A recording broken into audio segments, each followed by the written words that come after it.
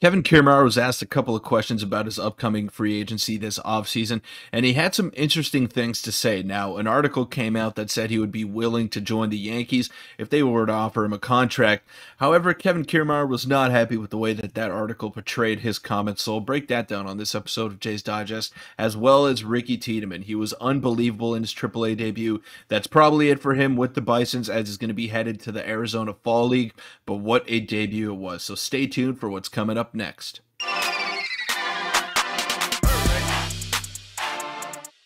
What's up, Jays fans? I'm your host, Peter Vryonis, alongside host Nick Gosse. Massive win yesterday by the Toronto Blue Jays.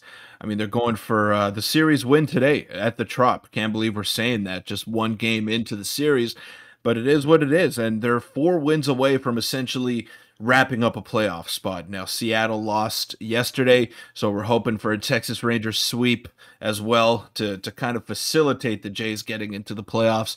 But yeah, Nick, I mean, best possible case scenario could have happened, went ahead and happened yesterday. And the Jays are off to a good start in this series at the Trop. They got rid of their toughest matchup in Tyler Glass now, and they're going for the win today. But we got some interesting comments that surfaced on the internet the other day about Kevin Kiermaier, and he cleared the air. He kind of went ahead and shot those rumors down. But it was very interesting to see New York Post kind of clickbaiting us into believing that Kevin Kiermaier, our national treasure of this season, is going to be headed to the Bronx. Yeah, it's kind of funny that we're saying Kevin. We love Kevin Kiermaier, but just a couple years ago he was with the Rays and felt like the villain to some Jays fans. But before we get into this, make sure to hit the subscribe button. We're on the road to 8,300, and your support has been unbelievable. And let's get into the first topic, where Kiermaier to Yankees, and I'm sure a lot of you got maybe the score notification that said Kiermaier is open to the possibility of joining the Yankees, or some notification like that. And it came out, and this was the quote directly from the article that was posted and the interview that was done. So this is what Kevin Kiermaier said. He said, quote, "I'm focused on October ball with this team right now.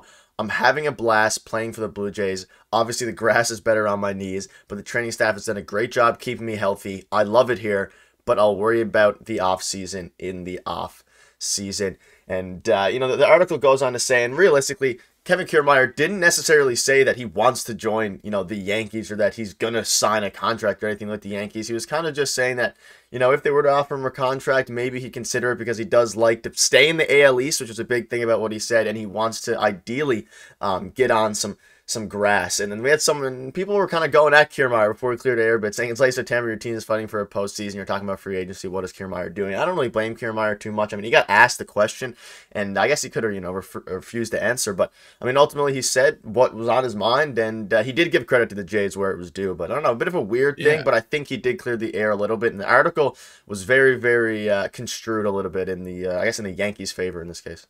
Yeah, he spoke with Hazel May before first pitch at around 6 o'clock, and it might have been pre-recorded, but yeah, he spoke with Hazel May before the game, and he basically said that he wasn't happy with the way that the article was constructed.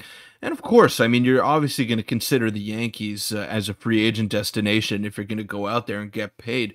And of all the teams that are going to pay Kevin Kiermaier, the Yankees are probably the one that are going to overpay, just because they need a left-handed bat. They need someone that's going to play in the outfield, give Aaron Judge a bit of a rest from center field. So it makes sense. It's a perfect destination. It's a perfect acquisition for the Yankees.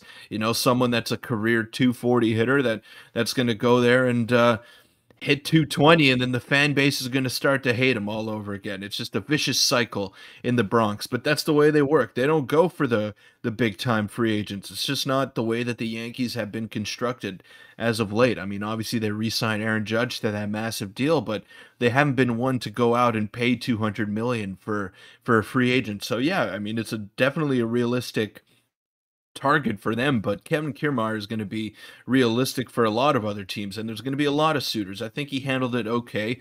I think that tweet from Alex Sixero over there was kind of uncalled for. I mean, it's not that big of a deal, man. Like, stop looking for clicks on Twitter. It's not that big of a deal. Alex Sixero and Sid Sixero, they love to go ahead and comment bait on Twitter. But yeah, I don't think it's that big of a deal. I think people are reading too much into this. If the Yankees came and asked me if I wanted to play for them, I would definitely consider it. You know, put your fandom aside, put your allegiance aside. It's the Yankees at the end of the day, and they're going to be a player for every free agent on the market. Yeah, I don't know. A lot of you saw this headline right here pop up on your phones, and that was kind of the one that got Twitter going crazy. But luckily, Kiermaier cleaned it up. And one quick final thing on this: this was someone who, obviously, if you read the article, it was portrayed a bit differently. The article headline in Kiermaier was so misleading. All he said was that he likes playing the AL East and he likes Yankee Stadium at Fenway. I think most players do. He didn't fully say he wants to be a Yankee, which, There you go. yeah. So that's kind of over with. Kiermaier. Although there's a very good possibility he will join the Yankees, or he could potentially join the Yankees. I don't think he was trying to maybe upset any fan base or even appease any fan base. So let us know what your thoughts are on that. And I think we all kind of agree that we love Kiermaier this year, and we're going to probably make the postseason hopefully. So he's going to be a key part of that. But speaking of a key part of the team, Tiedemann is insane, and we haven't spoke on him in a while. He had such a dominant debut in his, his first, I guess, his AAA debut, that is, against an Orioles farm team that is loaded with Jackson Holliday. Peter, this guy's phenomenal. It makes me very, very happy that he's on our team. You can look at his grades here. He's the 41st best prospect in baseball, depending on the different rankings you look at. Somewhere have him better, some have him lower. And he was absolutely dominant in his debut. He went 4 innings, gave up 1 run, no earned, 2 walks, 6 strikeouts. And the AAA defense behind him let him down a good bit. That could have been a better line. He could have had less pitches. But at the end of the day, for this specific stint in this start, they wanted to get him as many pitches and as many innings as possible. Of course, results still matter, but they were more worried about the pitches. He did that. He was dominant against one of the best AAA, if not the best AAA, team, aside from maybe us in the minor leagues. His stuff is just phenomenal, and that's what jumps out to you. And you look at his grades. I mean, his fastball is plus plus, his slider is elite, and his changeup's very good as well. So he's got 3+ pitches that'll play at the big league level. The one thing with him is the command, and that's been the big issue for him this season. He's walking a lot of guys. I thought he actually did a really good job of that early on in the season, especially in spring training. He wasn't walking anybody. He was going right after these hitters, and he didn't look overmatched at all by major league caliber hitting. And I don't think he will be overmatched. But we got to remember that he's only 20 years old.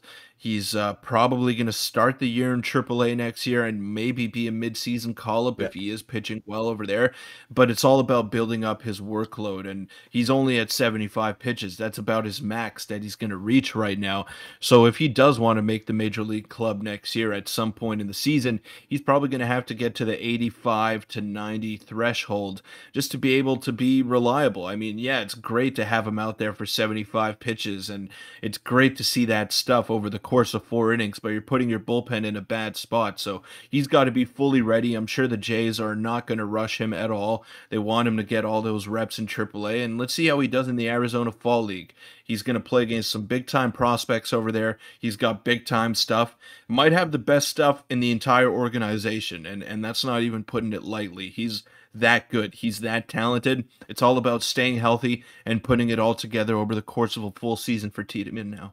Yeah, and he's probably the most hyped prospect since, I mean, maybe Nate Pearson probably would be the one, even though he kind of, fell through. Yeah, he is being called up to the Arizona, or I guess he's playing with the Arizona Fall League, which is working to, build his pitch count up to where you said. And I suspect, mid-season potential call-up if he's doing well. And you can pause and read this. This is a little article on him if you're, not unfamiliar or, unfamiliar with his updated game. And there's basically just gasses him up. There's not many pitchers with more helium, more hyped up than him. And he has the goods to be a frontline option if he stays healthy. And you read that little last one there. He's been good since his IL stint, and there is a stuff here, which is super, super exciting. So again, a phenomenal debut. Next stop is the Arizona Fall League. Like you said in the intro, Peter, he's not going to have any more games in the AAA, but it was nice that the Blue Jays, they played it very strategically. They called him up. The AAA season's almost over. The AA season is over. Get him a few more innings in against debatably better competition, probably not, but more seasoned competition at the very least, and it's a very good experience for that. But any quick final thoughts on this or the big game today before we wrap up? It's huge, huge game today, and I cannot wait. I'm excited for this one, Nick. I think this is what we've waited for all season long.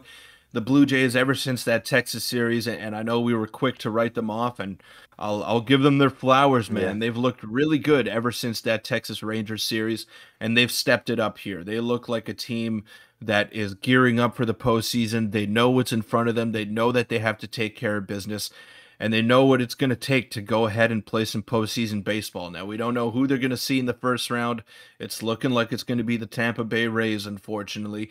But you play who you play, and you play them when you play them. And we've been saying that in the past couple of videos here. This is important for the Blue Jays to go ahead and grab some momentum and prove to themselves that they can go ahead and beat these top tier teams ahead of a long postseason run, hopefully. And now, I don't know what to expect out of them, but the best thing they can do is to get in and then try to get hot once they are in the playoffs. Yeah, just get in and see what happens. And they have, the pitching built to win, a World Series like Chris Bassett spoke about after the game yesterday. But that'll be it. Thank you guys for watching. Our sports are unbelievable, and hopefully the Jays can win a huge series tonight and make their playoff odds that much better. See you tomorrow.